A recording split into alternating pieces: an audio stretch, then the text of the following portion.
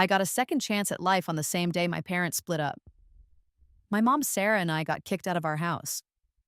My dad Robert told me he had no money for me and said I should act like I don't have a father. I pulled out a paper to cut our father daughter relationship and told him to sign it. Let's not just act like it, let's make it official in writing. It was almost funny.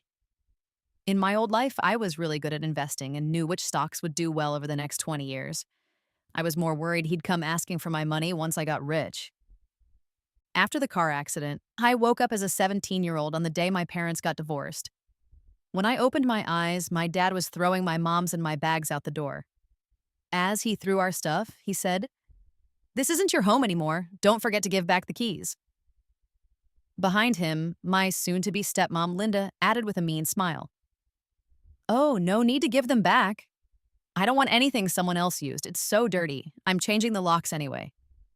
My dad quickly agreed, turning back to her with a big smile. Of course, whatever you say." What the hell? This scene felt too familiar. I looked at the calendar on the wall. Yes, it was 2009. In my last life, I got into a fight with my stepmom about her comment about changing the locks. My dad pushed me and I hit my head on the door, leaving a scar that never went away. This time I felt my forehead. Still smooth, thank God. I looked downstairs. Good, my mom was still dealing with the bags, not knowing what was happening up here. So I walked straight toward my dad. In my past life, because of that scar, I started martial arts. Before the car crash, I had become really good at fighting. And now, that skill was still with me. Let's see who dares to bully me now. I pointed at my dad and laughed at my stepmom. Wow, you're okay using a used husband and living in a used house. What exactly do you own that isn't used? And you dare to talk about things being dirty. Aren't you just disgusting? The stepmom's face changed. She grabbed my dad's arm, tears already starting. "Robert, are you just going to let your daughter bully me like this? If she's treating me this way before I've even moved in, will there be any place for my daughter and me in the future? It seems I never should have agreed to marry you. I was a good woman, but I made this mistake because I loved you. How could I end up being talked to like this by a child?" As she started crying, my dad got angry. He raised his hand like he was going to hit me. I kicked him down with a roundhouse kick and giggled. "Oops, sorry. Pure instinct. Are you hurt? Is your face swelling up?" My dad got up slowly, holding his face. The stepmom was so shocked by this that she forgot to cry. I smiled at her and she quickly hid behind my dad. "Robert, your daughter even dares to hit you. How am I supposed to live here in the future?" Her words made my dad grit his teeth and look like he wanted to try again. I kept calm, but gave him a sharp look. "You'd better think carefully before you try anything else. Otherwise, you'll be the one who gets hurt, Dad." My dad touched his face and in the end didn't dare try to hit me again, but he still yelled, "This is crazy! How could I have raised such a disrespectful daughter?" I smiled sweetly. What terrible luck. How did I end up with such a heartless bastard of a father like you? The stepmom pulled on my dad's arm again, and he was about to lose it. I threw the front door wide open and started yelling, "Hey, neighbors, uncles and aunts, come and see. Robert is kicking out his wife for his mistress." My shout, made louder by the empty hallway, boomed like thunder, and doors started opening right away.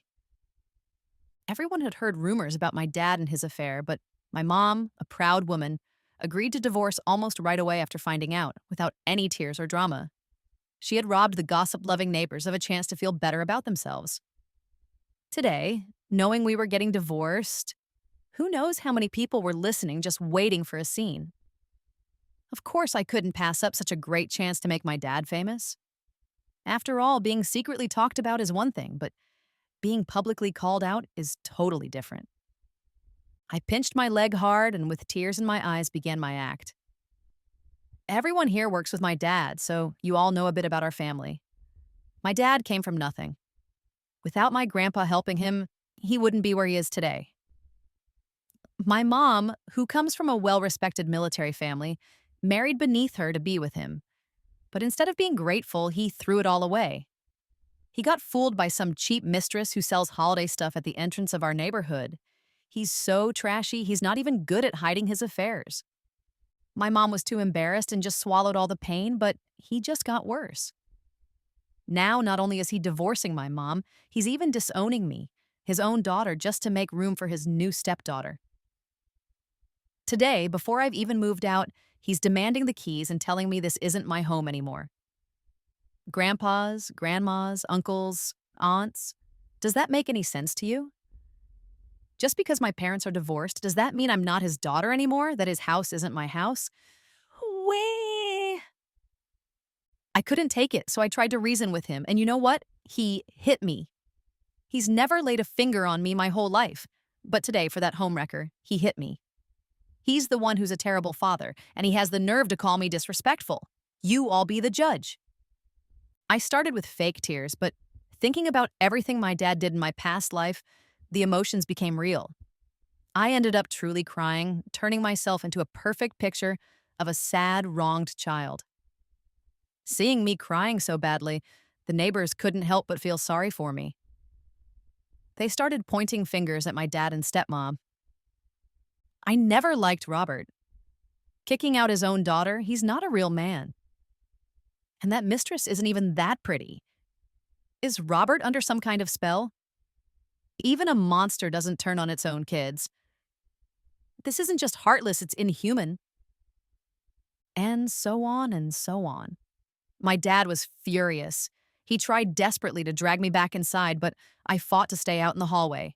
If you have something to say it out here. Don't you dare drag me inside. I know you just want to hit me again. Finally, my dad snapped. Emma, if you keep this up, don't you ever think about coming back to me for money. Hearing this, I couldn't help but laugh out loud. As if you'd ever give me any if I asked. In my last life, right after my parents divorced, the new school year started and we had to pay tuition.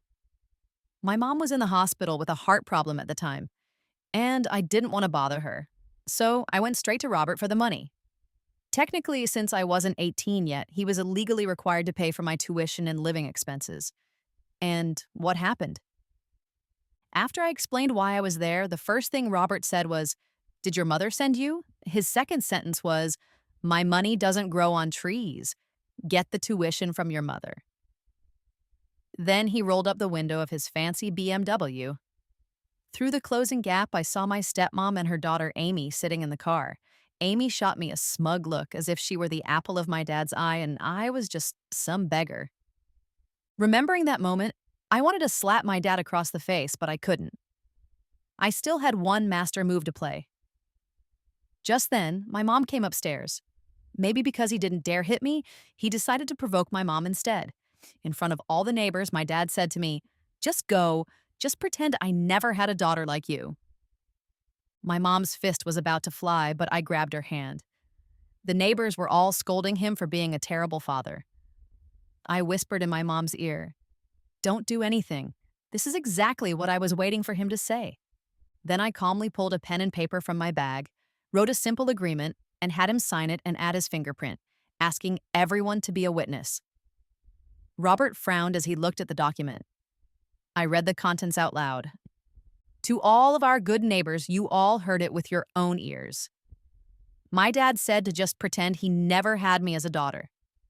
Since he's so unkind, unjust, and unwilling to act like a human being, then I, Emma, don't need him as a father. Today I ask you all to witness this. Robert and Emma are, as of August 30th, 2009, permanently cutting their father-daughter relationship. From this day forward, whether Robert goes bankrupt or gets scammed, whether he gets a terminal illness or gets hit by a car, it will have absolutely nothing to do with me, Emma. The neighbors were stunned. One of the more talkative ones shouted, "Good for you." Under pressure, Robert quickly signed the agreement and put his fingerprint on it. Then I grabbed my mom and we left. My mom wanted to grab the last piece of luggage, but I said, "Forget it. Let's just leave the trash behind. It's got a bad vibe and it'll mess with our new life." My mom looked at me surprised, but then she smiled and said, "Okay, whatever my daughter says." Just then, an older lady who was good friends with my mom came over and wiped my tears. Live a good life. Make something of yourself and show that blind fool of a father. Exactly. You two need to be strong from now on. He's not worth it. Amid the chorus of blessings from our neighbors, my dad's face was swollen with anger. The stepmom had long since hidden inside the house, too scared to come out. Feeling ashamed now? Too late. I was sure that after today's drama, if my dad and stepmom had any sense of shame, they'd be selling this place and moving out right away. And next year, the property values in this neighborhood were going to see an unprecedented spike. The thought of them regretting this decision for the rest of their lives almost made me laugh out loud. Robert and Linda, your lives aren't going to be as smooth and comfortable as they were last time. Everything you owe my mom and me, I'm going to take it all back. Before heading to the new apartment my mom rented, I took her out for some amazing steak and ribs. In my last life, my mom was always worried about her weight. Even though she loved places like this, she always avoided them to stay thin. This time, I didn't want my mom to diet, and sure enough, as she ate, the corners of her mouth were turned up in a constant smile. My mom is beautiful. Although the divorce had left her looking a bit worn out, when she smiled, her eyes crinkled and she was still radiant. My heart stirred. I remembered that in my past life, after the divorce, her mouth always seemed to be turned downwards in a permanent frown. I always thought that, like me, she was struggling to get over the divorce because of how unfair it was. But looking at her now, she didn't seem too affected by it. So could it be possible that in my past life, a large part of my mom's unhappiness was because of me? I couldn't help but think back to this very day in my previous life. My dad had split my head open, and my mom got into a huge fight with him, but he wouldn't even take me to the hospital. After I was treated, my mom held me and said, "From now on, just pretend you don't have him as a father." But back then, I just couldn't accept it. I couldn't understand why my dad would be nice to Amy, but not to me. I was his real daughter, after all. I felt like Amy had stolen my father. I competed with her in everything at school, and I lost every time. When my dad bought Amy a new phone, I smashed it. If I couldn't have it, neither could she.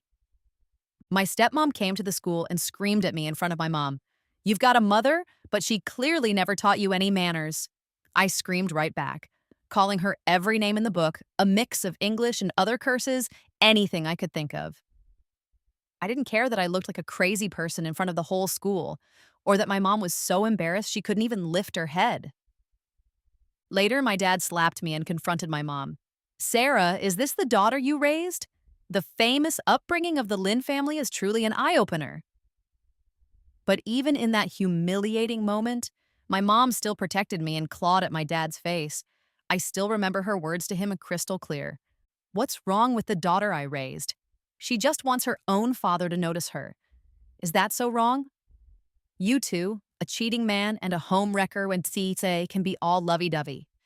I find it disgusting and don't want to deal with it, but that doesn't mean what you're doing isn't disgusting. You can do it, but my daughter can't talk about it?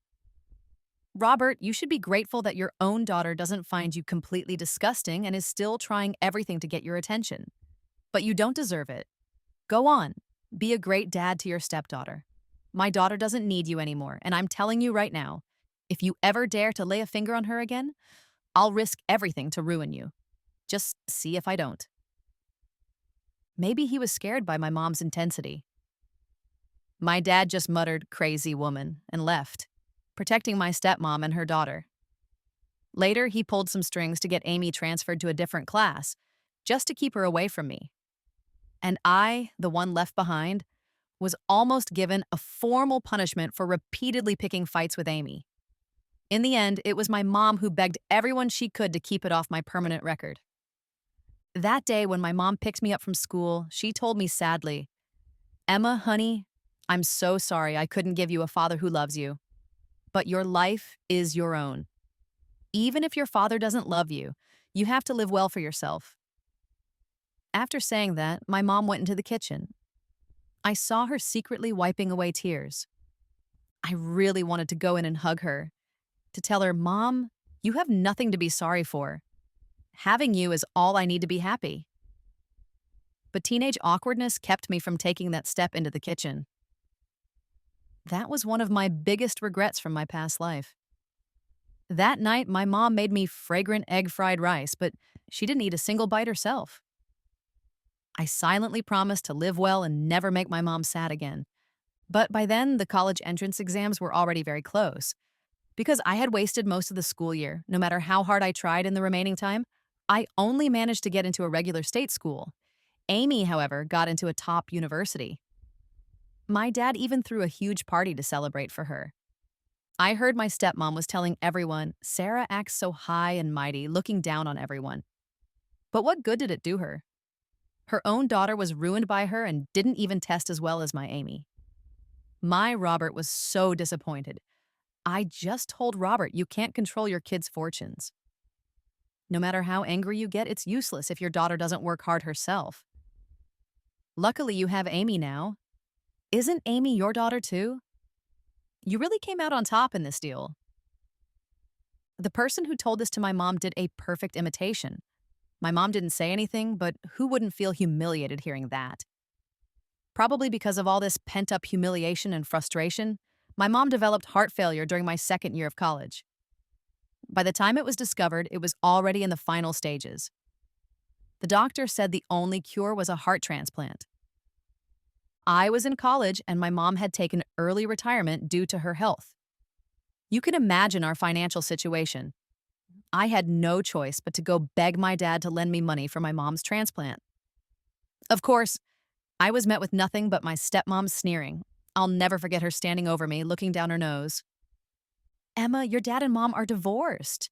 He was required to support you until you were 18, but you're 19 now. He has no obligation to you, let alone your mother. Who is your mom to him? After a divorce, they're strangers. Do you have any idea what you're doing coming here with a request like this? It's called emotional blackmail. In plain English, you have no shame. And your mom is supposed to be from some high-class family? This is the kind of person she raised? And my dad? He just hid inside the house, pretending not to be home, letting his new wife yell at me. What was even more infuriating was that a couple of days later, the stepmom actually went to the hospital to taunt my mom. What's the use of being so proud your whole life? Your daughter still came begging me like a dog to pay your medical bills. If you ask me, it's just your bad luck to get this disease. You can't fight fate. You were meant to die, so just hurry up and do it. I couldn't take it anymore. In my mom's hospital room, I scratched my stepmom's face until it was a bloody mess. That was the worst day of my last life. My stepmom quickly called the police, crying. While I was at the police station giving my statement, my mom passed away all alone in the hospital. The last message she left me was on a slip of paper with just 3 words: live a good life. I cried until I couldn't see straight. At 19, my world went dark. After that, I studied like my life depended on it. Fueled by a burning rage to destroy everything, I eventually made it in the financial world and became a stock market whiz. The first thing I did after becoming successful was bankrupt my dad and give him a stroke out of pure anger. My stepmom pushed my paralyzed dad to my company, playing the victim and telling everyone how ungrateful I was.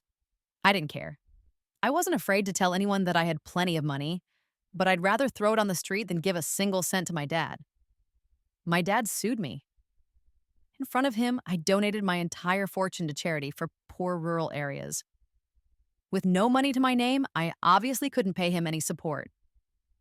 Seeing there was no more money to be squeezed from me, my stepmom dumped my dad on me and washed her hands of him. I just left my dad on the street to fend for himself. My actions were controversial. Some people online said I had true grit. Well done. The deadbeat dad deserved it. Others said I went too far. He's still your father. But I couldn't care less what anyone said. My only purpose in life was revenge. Of course, I didn't let the stepmom off easy either. Not long after my dad died, I hired a male escort to pose as a rich businessman and seduce her. He ended up scamming her out of everything she had, and she jumped off a building. Even though my stepmom got what she deserved, I was killed when Amy ran me over with her car. In my last life, because of my dad and his new family, I lost the only person who mattered to me. And I gave up everything to get revenge, but I never found any happiness or joy. This time, first things first, I have to save my mom. I will never let her be sad because of me again. I'm going to make her the happiest mom in the world. I linked my arm through my mom's, put another piece of meat on her plate, and told her, Mom, you still have me. I will definitely make you happy. My mom looked at me gratified, her eyes smiling. I'm a grown-up, Mom. How could my happiness depend on you? She sighed. As long as you don't let this divorce affect you and you study hard, that's all I need. I made a funny face at her and promised, Don't you worry about that. Your daughter knows what's what. I broke it down for her. Dad betraying you was wrong and unjust. Choosing a woman like Linda shows he has terrible judgment. A disloyal, clueless, lovesick loser like him is bound to have bad luck. He'll probably crash and burn sooner or later. Us leaving him early, that was fate saving us. I'm thrilled. Only a fool would let him affect me. My mom looked at me and burst out laughing. Then she quickly tried to stop it, feeling it wasn't right to laugh, and put on a stern face. You child, where did you learn to talk like that? Don't say such things anymore. Have some class. Heh, you say that, but you were clearly enjoying it. Oops, I said the quiet part out loud. My mom glared at me, but I wasn't scared of her at all. Being back with my mom felt so wonderful. This time, I decided I was going to be the most loving daughter ever. I was going to make up for all the affection I never showed and all the playful whining I never did in my past life. I popped a piece of meat into her mouth. Just admit it. Weren't you happy when I totally destroyed them back there? My mom ate the meat and couldn't hold back her laughter anymore. Well, it would be hypocritical to say I wasn't. We looked at each other and burst into loud, happy laughter. A long-forgotten feeling of happiness bloomed in my heart. It turns out happiness needs a love to grow. This was a taste I hadn't experienced since losing my mom in my last life. That night, lying in the small apartment my mom had rented, I slept like a baby. In my past life, consumed by hatred and fighting with those scumbags, I don't think I ever had a single night of truly peaceful sleep. This time, armed with all my skills, I knew my mom and I would have a great life. Dreaming about our future, I quickly fell asleep. But when I woke up in the middle of the night needing to use the bathroom, I found my mom sitting in the living room, sighing deeply, repeatedly punching numbers into a calculator. Looks like she was worried about money. Seeing me, my mom looked up. What do you think? Should we buy an air conditioner first or a refrigerator? This heat will probably last until October. If we don't get an AC, I'm worried it'll be too hot for you to study. But without a fridge, we have to eat all our leftovers in one sitting. I only have enough money for one right now. I went over and wrapped my arms around her neck, full of confidence. Get the AC first. We should be eating fresh food anyway. Mom, if you're worried about money, I've been learning about the stock market lately and I have some ideas. My mom's eyes went wide. I gathered my thoughts, trying to sound casual. I'll tell you about a few stocks. You can watch how they perform.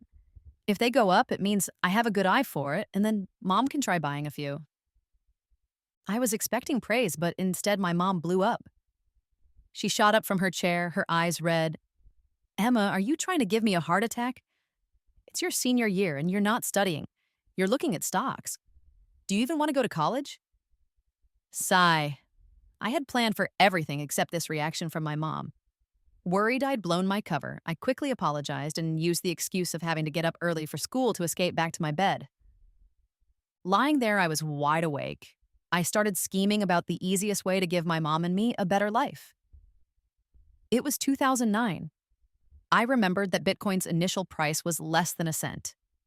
If I could just hoard 10,000 Bitcoins, I could easily crush my dad and live a life of leisure. But then I remembered my past life, how my stepmom lorded it over my mom because my entrance exam scores were worse than Amy's. I knew I had to study hard. Right now, nothing would make my mom happier, or my dad and stepmom angrier than me, getting the top score and getting into a top school like Stanford.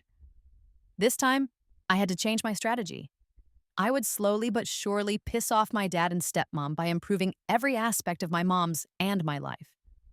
For those two, what could be more infuriating than seeing us thrive? Heh. So I had to study hard. In the dark, I turned on a light and opened my textbooks. I realized math and English were no problem for me now. After all, I had a solid foundation from my previous life's advanced math and English studies. Chinese literature was manageable too. I had just forgotten some classic poems and a few question formats. With a bit of effort, I could bring my grades up. But physics, biology, and chemistry? Staring at the textbooks was like looking at a foreign language. I couldn't understand a single thing. How was I going to get the top score? I fell into deep thought. The next day, I woke up with dark circles under my eyes. My mom had already made breakfast. On the table was a glass of warm milk, a fried egg, and 2 pieces of toast. My mom herself was sitting at our computer looking at something. I snuck a peek. It was a web page about stocks. Ha, my mom, that hypocrite. It seemed my suggestion yesterday had gotten her interested after all. My spirits lifted immediately. I grabbed her arm. Mom, guess who I dreamed about last night? I lowered my voice mysteriously. I dreamed about Grandpa. He told me he's worried about us and said, I have to tell you to buy a stock called Neptune Biotech. He promised it would make us rich. In my memory, Neptune Biotech in 2009 was an absolute monster stock with fluctuations reaching 588%. It was a stock you could buy with your eyes closed and still make a fortune. My mom immediately poked me on the forehead. I'll believe that when pigs fly. You can't even make up a believable lie. Your grandpa hated speculation his whole life. You think he'd visit you in a dream to give you a stock tip? Now hurry up and eat your breakfast and get to school. Dejected, I went to school thinking that getting my mom on board with my stock market plan was a lost cause for now. I'd better focus on helping myself and getting some Bitcoin. When I got to school that day, Amy was showing off a new phone, bragging that it was a new semester gift from Dad. Ha, this plotline was familiar too. Except Amy got her new phone earlier than last time. In the previous timeline, it wasn't until next semester when I asked my dad for tuition money and he refused. The very next day, Amy had shown up with a new phone, bragging, Dad bought this for me. It was to reward me for getting into the top 10 on my finals. It was really expensive. But Dad has said I'm worth it. Back then, I couldn't stand it, so I snatched her phone and smashed it. That's what led to the big dramatic scene later. My mom was publicly accused by my dad and stepmom of having no class and not knowing how to raise a child. Although she got into a huge fight with my dad, the stress of it all made her sick and planted the seeds of her future illness. Thinking about it now, Amy always knew I had a short temper. For her to deliberately come and show off her phone in front of me, you'd have to be an idiot not to think she did it on purpose. Now I figured my dad must have bought his precious stepdaughter a new phone to make up for the public humiliation I'd given my stepmom yesterday. Seeing Amy's smug face, I immediately snatched her phone. Just as I thought, a small smile tugged at the corner of Amy's mouth. Sure enough, she was waiting for me to grab her phone and smash it. Too bad for her. I wasn't going to give her the satisfaction. I held her phone up high and under her expectant gaze announced to the whole class, Hey everyone, check this out. Come take a look. This is the new phone my dad Robert bought for his stepdaughter Amy. But just yesterday, when my dad was divorcing my mom, he told me to my face that he had no money to support me, that I should just pretend I don't have a father. He has no money for his own daughter, but he has money to buy a phone for his stepdaughter. Why do you all think that is? The entire class's attention was on me and Amy. Amy knew I wouldn't have anything good to say. Her face was as red as a boiled crab as she jumped up trying to reach the phone in my hand. I was a good half a head taller than her. There was no way she could reach it. I toyed with her like she was a puppy, making her spin in circles as I revealed the answer. Of course it's because her mother is a homewrecker who seduced my dad, that giant loser, into abandoning his wife and daughter. My classmates knew some of the story, and even those who weren't close to me felt sympathy for the poor girl abandoned by her own father. Plus, for the past 6 months, Amy had been acting like she was suddenly rich ever since her mom got with my dad, constantly showing off her new designer shoes, watches, and bags. A lot of people were already sick of her. So now, with me putting her in her place with both logic and emotion on my side, everyone was on my side. The moment I finished speaking, the class erupted in laughter. A few of my closer friends were laughing especially loud. Amy barely managed to hold back tears. Emma, your dad bought this for me willingly. You're just jealous of me. I snorted. Jealous of what? That you have a mother who seduces other people's husbands? Or that you have a biological father who's in jail? Or maybe I'm jealous of your family's prestigious background? Like mother, like daughter.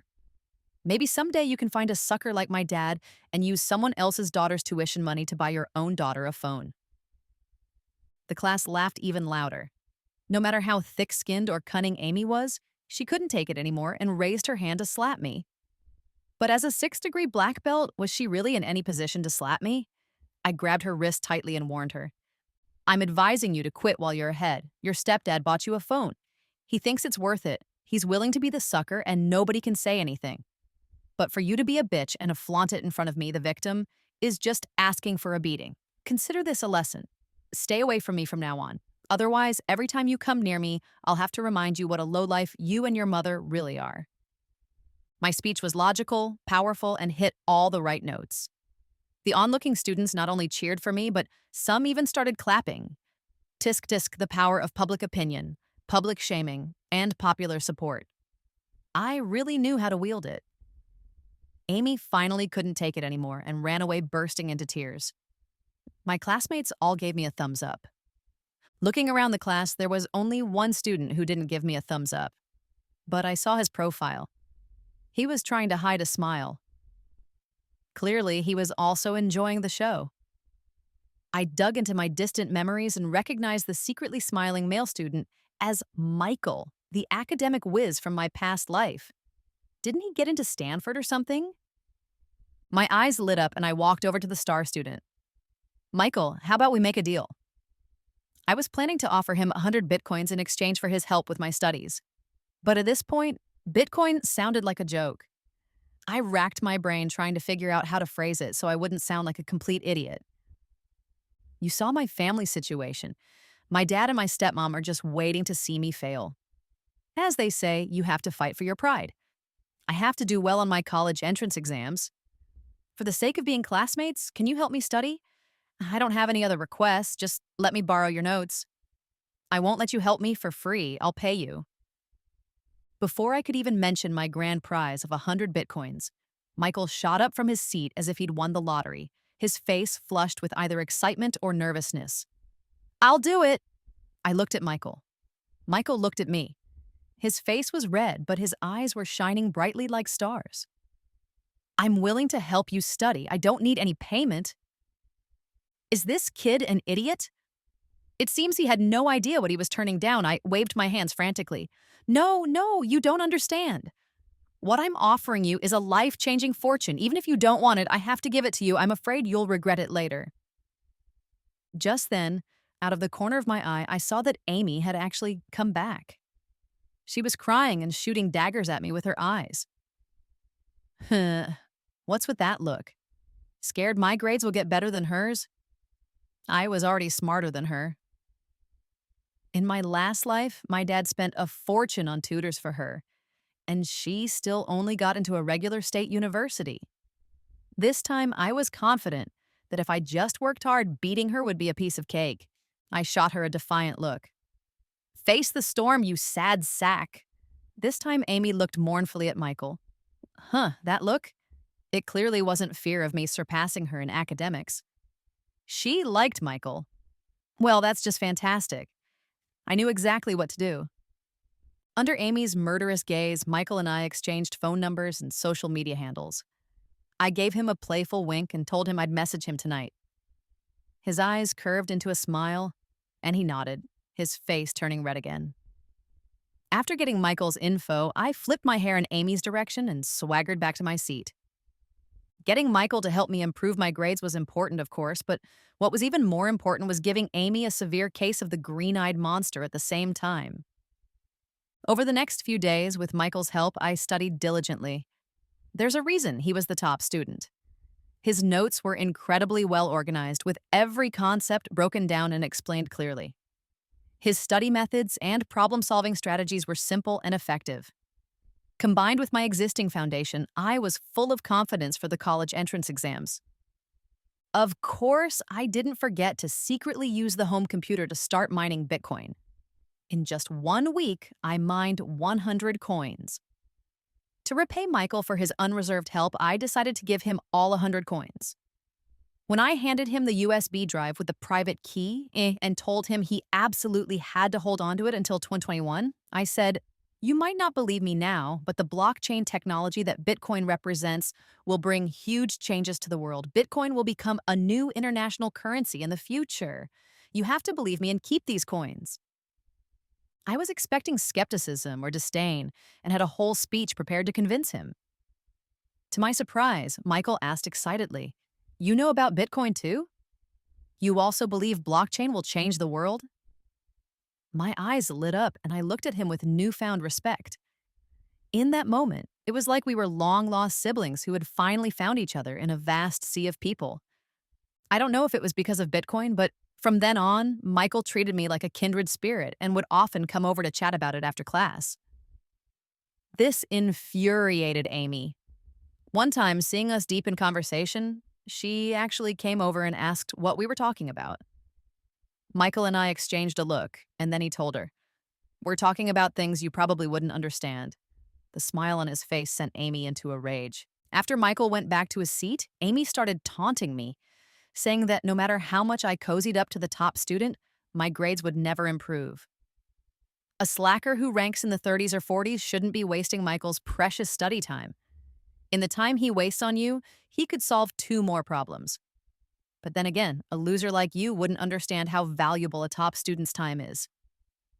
Seeing Amy's eyes about to roll into the back of her head, I figured I had been patient enough.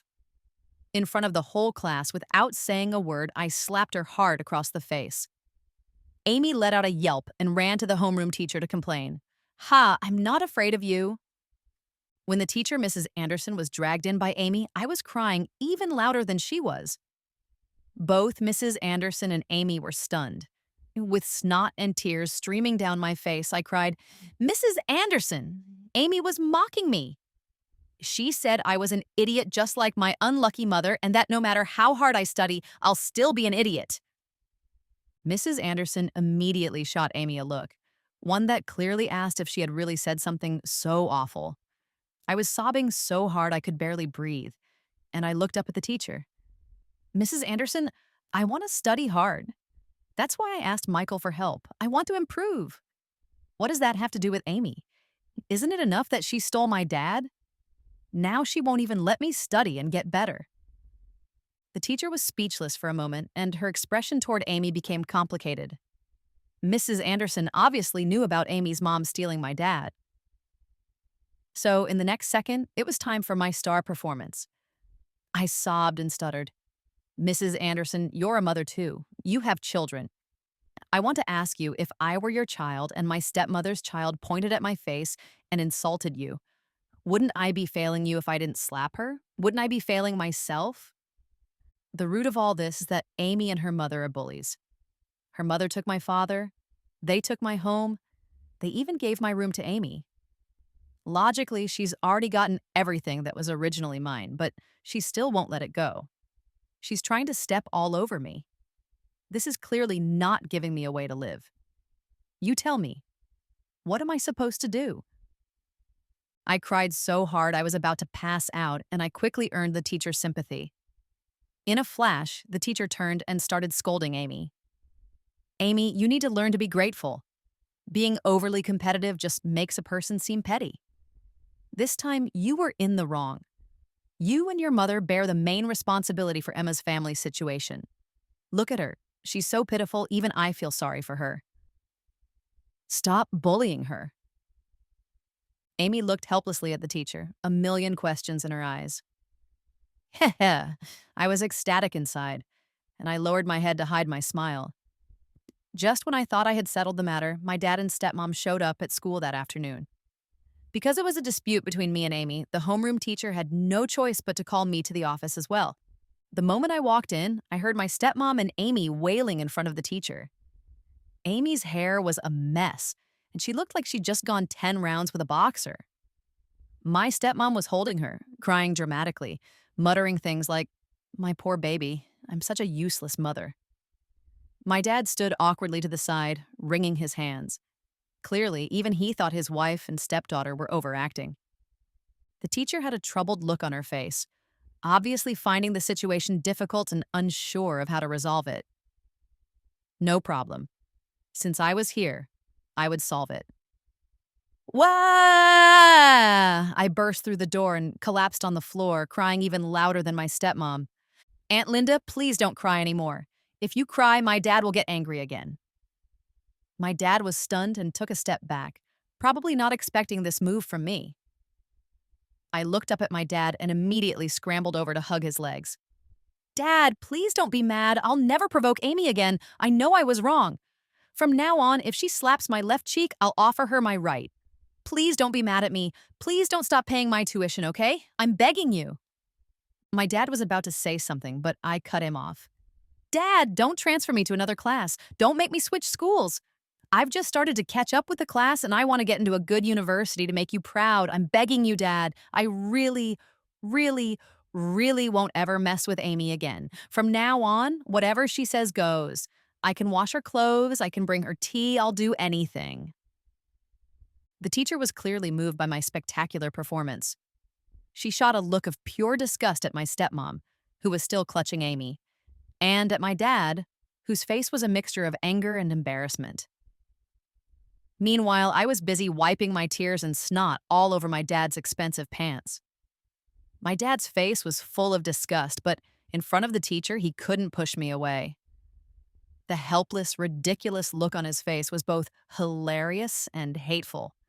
My only regret was that I couldn't take a picture of him right then. Maybe it was my Oscar-worthy performance, or maybe it was the teacher's good judgment. In any case, the teacher told my dad and stepmom that Amy had to be transferred to another class.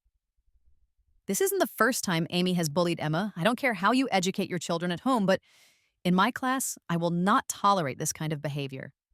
Both girls are seniors now. This is the most critical time in their lives. I don't want to see them fighting in my classroom again. Frankly, their fighting affects not only them, but also the other students.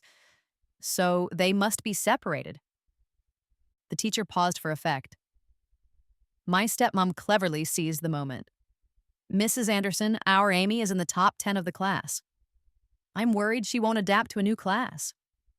If her exam scores suffer, it will be a huge problem." My dad chimed in. "Yes, Amy's grades are better than Emma's. Let's just transfer Emma." The teacher was probably infuriated by my dad's shameless suggestion. She gave him a sidelong glance and said, enunciating every word, "Who gets transferred isn't determined by who has better grades. In my opinion, since Amy started this, it is only right that Amy be the one to transfer. I will report this to the school administration, but as far as I'm concerned, my decision is final." Listening to the teacher's passionate speech, my heart felt like a 4th of July fireworks. Absolutely beautiful. After my dad and stepmom left the school, I solemnly thanked Mrs. Anderson, but she took my hand and spoke to me for a long time. "Emma, your family situation is complicated, but that shouldn't be a hindrance to your studies. It should be your motivation. I didn't tell your mother about today's incident because I heard she's not well and I didn't want to add to her burden. You have to understand that you can't choose your parents, but you can choose your own life. The college entrance exams aren't as hard as you think. As long as you work hard, you will definitely get into the school of your dreams. As long as I am your homeroom teacher, I will unconditionally protect and support you and do my best to clear any obstacles on your path to college. You are a good kid. I believe that one day you will overcome every challenge and become the adult you want to be. Don't be afraid, child. At school, you have me." The teacher's words moved me to tears again. This time, they were real tears. In my past life, Mrs. Anderson had also been very good to me. I had her to thank for a lot of the effort that got me into college. This time, if I had the chance, I would definitely repay her kindness. After school, I saw my mom waiting for me right outside the gate. I thought my dad had tattled on me and walked over feeling a little guilty. But to my surprise, my mom had a huge grin on her face. "Let's go. Mom's treating you to Pizza Hut." Phew, thank goodness. It was just Pizza Hut. We went inside, and my mom, with a grand wave of her hand, ordered a stuffed crust pizza, chicken wings, a sirloin steak, tiramisu, a matcha lava cake, fried shrimp, and escargot. I quickly grabbed her hand as she was ordering. Mom, that's enough. That's enough. Are we not planning to eat for the rest of the week? My mom laughed heartily. Can't your mom celebrate a little good news? Just eat as much as you want today. Mom's got it covered. I quickly asked her what the good news was. She just gave me a mysterious look and asked, First, tell me, did your grandpa visit you in a dream again these past 2 days?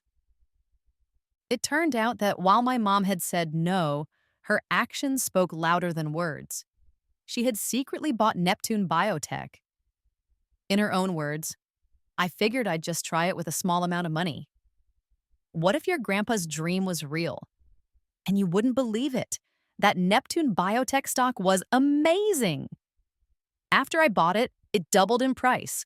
I can't believe your grandpa was actually right. Looking at my mom's radiant face, there was no trace of the depression from her past life. It turns out only getting rich can make you forget all your troubles.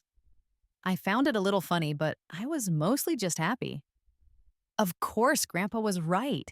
He told me yesterday that this stock would go up 5 times and that you shouldn't sell it yet. What? My mom was shocked. But I already sold it. Just as I thought she was about to blame me for not sharing Grandpa's intel sooner, she raised her glass. Oh, well, doubling my money is still pretty good. It's worth celebrating. Let's have a toast. So this was my mom's true nature, so carefree and content. But in my past life, I had rarely seen her so relaxed. Just shows how hard her life was back then.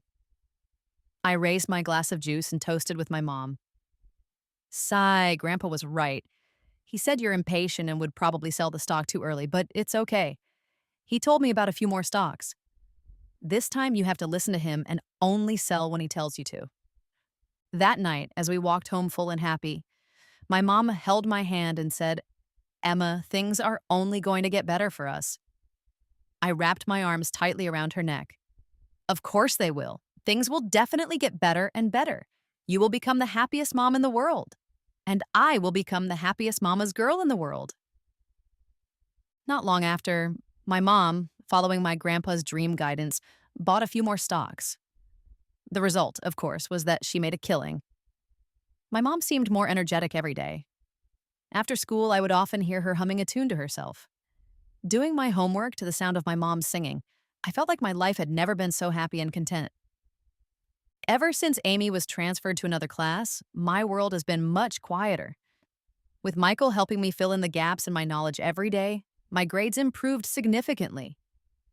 After just over a month, I was already scoring above the cutoff for top universities. My homeroom teacher praised me in front of the class during the monthly test review and told everyone to learn from my example.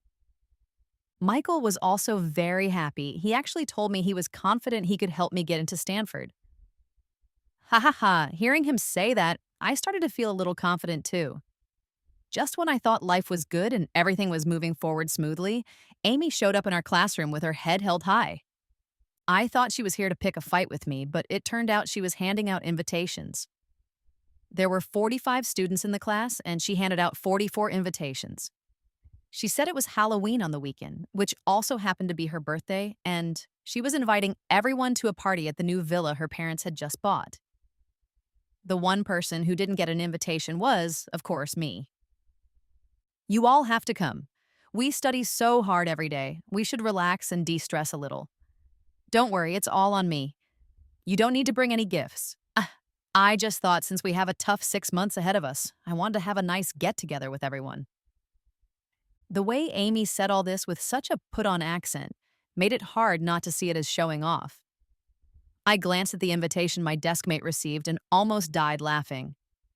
The address of Amy's new home was a villa complex that was scheduled for mandatory demolition by the government in early November 2009.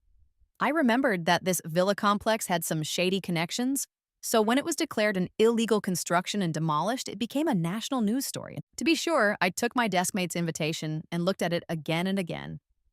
It was definitely that villa complex. It seems my dad and stepmom couldn't stand living in our old neighborhood anymore. I wonder who tricked them into buying a house in that supposedly high end villa complex. The universe really does have a way of balancing things out. Oh my mood just got a whole lot better, but I still wasn't going to let this over the top show off Amy get away with it. To have the nerve to come and flaunt in my face, she really never learns. Does she think I'm Hello Kitty? I started cracking my knuckles, getting ready to find the right moment to take this braggart down a peg.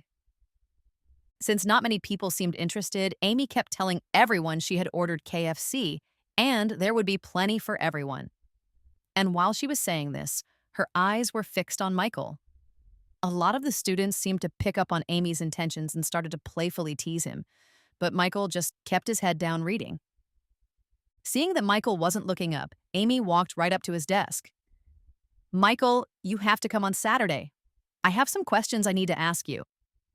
Amy's voice was sickeningly sweet, and her body was practically twisted into a pretzel. She was a carbon copy of my stepmom. Now the entire class's attention was on Michael.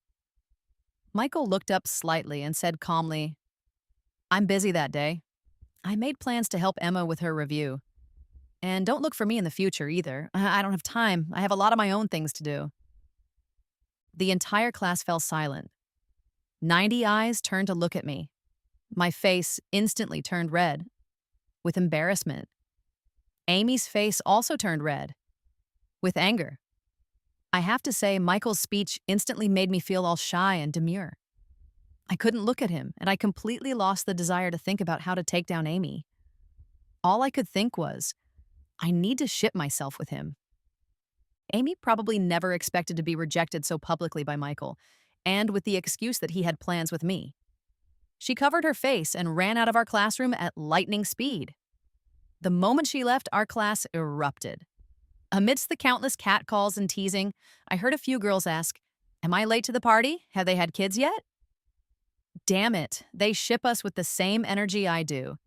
They really are my classmates. Since Amy had already fled, I couldn't chase her down to deliver my verbal smackdown. After a few seconds of stunned silence, the teacher came in and started the lesson. That whole class period, I honestly didn't hear a single minute of it. When the teacher turned to wipe the blackboard, I snuck a peek back at Michael. He was looking at me too. It's over. I think my chances of getting into Stanford might be shot. After class, I bolted out of the classroom. Getting into a relationship was not part of my plan, but I was seriously flustered by what Michael had just said. Could it be that he actually has feelings for me? I splashed my face with cold water 3 times before I finally walked out of the girls' bathroom and ran right into Michael, who was just coming out of the boys' bathroom. The water droplets on his face told me he had also just splashed his face with cold water. Our eyes met. Pink bubbles everywhere. I wanted to run again, but he grabbed my arm. Emma, let's go to Stanford together. Before the entrance exams, let's not make any promises to each other. Let's just work as hard as we can and fight for it. After the exams, we'll be real adults. Then we can talk about our future together, okay? I turned back and met his sincere and determined gaze. After nodding vigorously, I said, Yes, in the future, we definitely have to be together and get into Bitcoin. Honestly, I never had a proper relationship in my last life. This time, at 18, even though my heart was fluttering, I still found it hard to say cheesy things. I just didn't have any experience. Saying we should get into Bitcoin together was the best I could do. Michael smiled and told me, It's a deal. When I got home, although I was a little disappointed that I didn't get to properly shut down Amy for her showing off, their house buying situation gave me a new idea. I dug into my old memories. In early 2010, the property values in our old neighborhood skyrocketed due to new city planning, doubling in just 1 year. So I started trying to convince my mom to buy a small apartment in our old neighborhood. Her first reaction was to refuse. She said she didn't want me to live in that environment again, worried that gossip would affect my exams. And we'd have to see my dad and his new family all the time, which was disgusting. I painstakingly explained to my mom that the neighborhood was close to school and that my dad and his family had already bought a new house and moved out. If we were really thinking about my studies, we should move back there. I was really afraid my mom would refuse again. Then I'd have to bring out the grandpa's dream excuse. Luckily, this time, my mom didn't outright refuse. She just said she didn't have enough savings to afford a place in that neighborhood yet. Emma, honey, I know this is hard on you. How about we rent a place in that neighborhood for now? That's not going to work. After some internal struggle, I brought out Grandpa again. This time, I successfully convinced my mom to put down a 50% down payment and take out a 30-year loan from the bank to buy a two-bedroom apartment in our old neighborhood. A month later, when we were getting the keys to our new place, the news on TV announced that the villa complex where my dad and his family lived was being forcibly demolished by the government. The moment she heard the news, my mom was hanging new curtains in our new home. She pulled open the curtains with a whoosh, and the golden afternoon sun instantly flooded the living room. We looked at each other and smiled.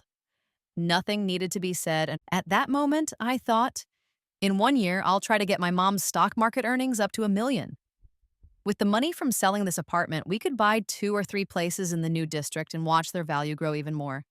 Making my mom a landlady, she would definitely love that. The next morning, I was woken up by a loud commotion. I came out of my bedroom to find my stepmom, Linda, and my mom pulling each other's hair at our front door.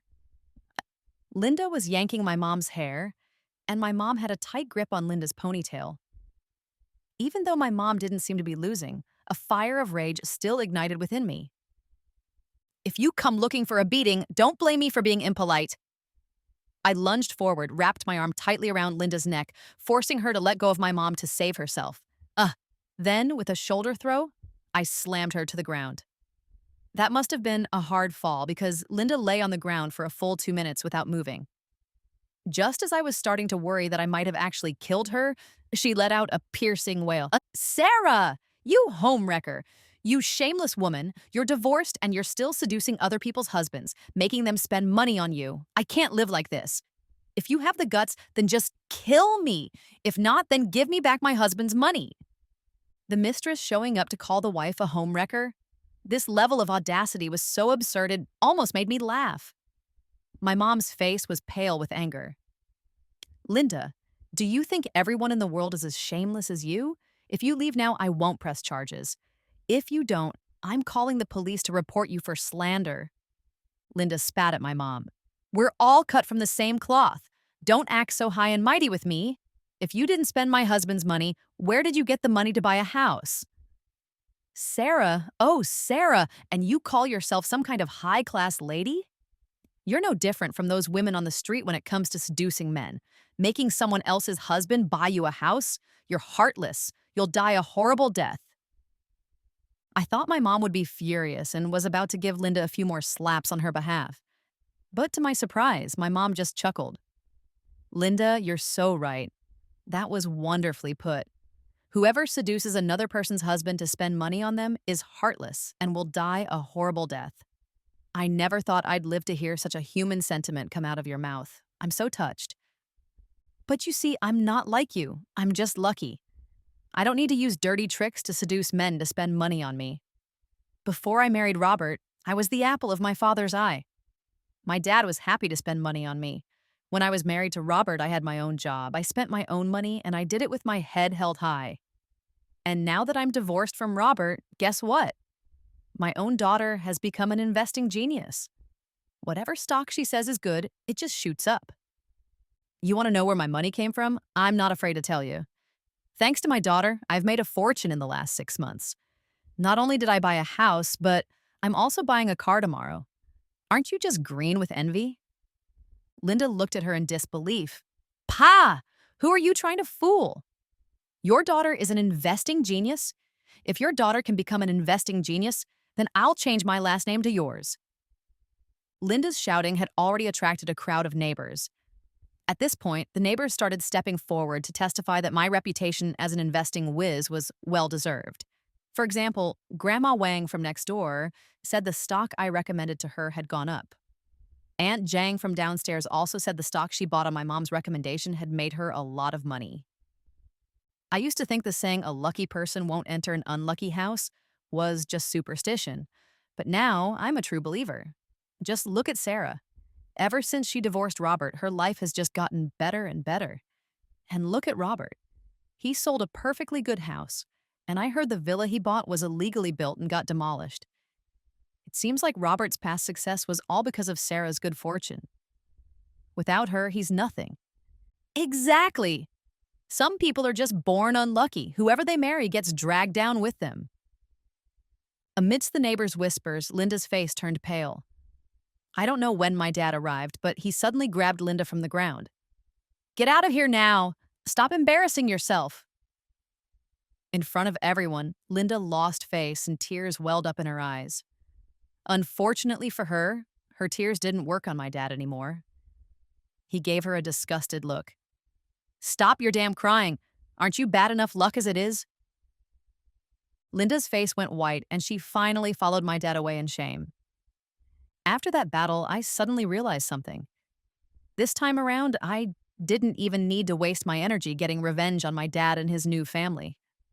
Just seeing us buy a used apartment was enough to make my stepmom explode. If we lived even better, would she just go hang herself?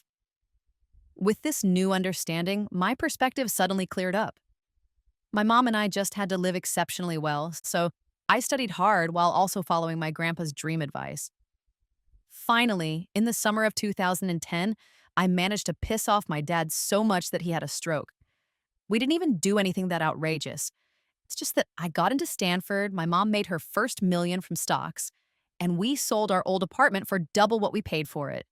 And then, when they came begging me to reveal my magic stock picks, we refused. That's it. Here's how it happened. After hearing that my mom had really struck it rich with stocks, it wasn't long before Linda and my dad showed up at our door again, this time with a fruit basket. They swore up and down that they had been blind before and underestimated our talents. Now that their villa had been demolished and their business was in trouble, they begged my mom and me to help them out. Sarah, Emma, I was wrong to you both before, but now I'm really at my wit's end. Just take pity on me and let me invest with you. After all, I am Emma's biological father, my dad pleaded with my mom, his eyes looking as fake as cheap plastic. My stepmom groveled beside him. Yes, Sister Sarah, it was my fault before. You're a bigger person. Please help us. We both have children. Just think of the children and have some pity. My mom laughed and threw the fruit basket they brought out the door. Oh, Mommy's still angry. I think unless you two kneel, she probably won't forgive you, I chimed in mischievously from the side. To my surprise, Robert actually took me seriously and pulled Linda down to kneel in front of my mom. These two old fools really would do anything for money, even give up their dignity. Seeing my dad and stepmom actually kneel, a flash of disgust crossed my mom's face. I never expected Robert to say the next line, which made my mom and me burst out laughing. Honestly, these past few years, even though we've been divorced, I've really regretted it. The expression on my kneeling stepmom's face was priceless, but she forced herself to endure it for the sake of getting rich.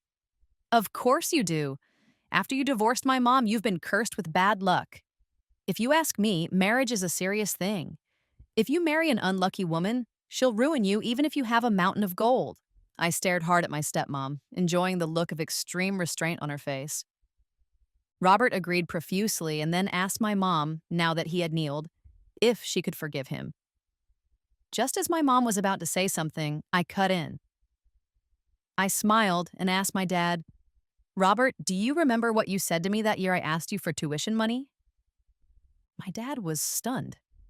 Clearly, he had completely forgotten what he had said.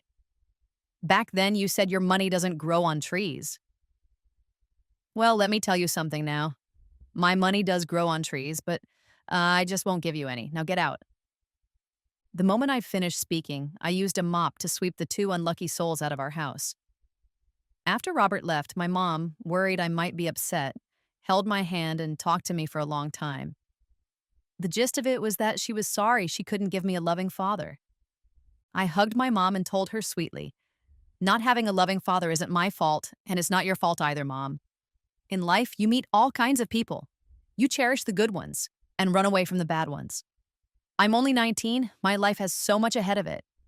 I believe that as long as I'm with you and as long as you're happy, I'll have the motivation to strive for even greater happiness. Please don't worry, Mom. Believe in me. Believe in us. My mom cried. She stroked my cheek and asked, "When did you grow up? How did you get so wise?" I smiled. Because Grandpa visited me in a dream and told me to be more sensible and cause less trouble for his daughter. My mom was crying and laughing at the same time, telling me I was talking nonsense. But at the same time, she looked up at the sky, lost in thought. Looking at my sweet, innocent mom, I was so happy. In this life, I am my mother's guardian angel. To repay my supportive and protective homeroom teacher, I had my mom give her the names of the stocks. Soon, Mrs. Anderson became a wealthy woman in her own right. The day I received my acceptance letter from Stanford, Michael officially confessed his feelings for me. His way of confessing was to give me 1,000 bitcoins, which he said he had mined by working day and night over the summer vacation. Holding the USB drive that contained a massive fortune, I decided this life. It's him. After becoming a rich woman, my mom took early retirement. She signed up for the dance classes she had always dreamed of taking in her past life and was finally going to perform on stage. As for my dad, Robert, after being humiliated at our house and with his reputation as a man cursed by bad luck after leaving his wife for a mistress spreading, his former business partners all avoided him and his business plummeted. Under the weight of multiple blows, he suffered a stroke, just like in my previous life. Linda complained bitterly and immediately tried to divorce him, but my dad refused. This time, my dad probably truly believed the widespread rumors that Linda was the cause of his downfall. He hated her and vowed to drag her down with him. So at the fruit stand Linda later opened, my half-paralyzed dad was often seen causing trouble. The two of them were locked in a cycle of revenge, and neither had the time to bother me. For me, this was an unexpected blessing. As for Amy, because she was in a bad mood after switching classes and her mother constantly compared her to me, she became depressed, failed to get into a 4-year university, and ended up at some unknown school. Later, my mom and I left our small city. Our own lives were too exciting for us to care about what happened to that family. After all, if you listen to too many sad stories, you're afraid the bad luck might rub off on you.